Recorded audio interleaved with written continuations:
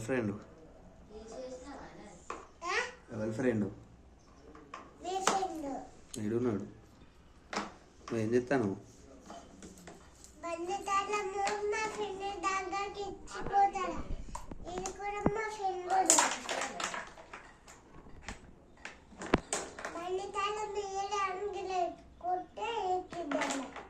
అప్పుడు తీయదు అలాగే దిబలాగే చేసిద్దు.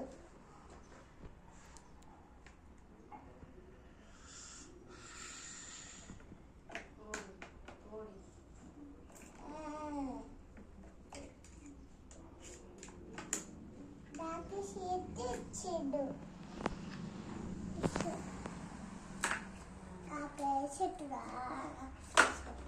తాగబెట్టుగా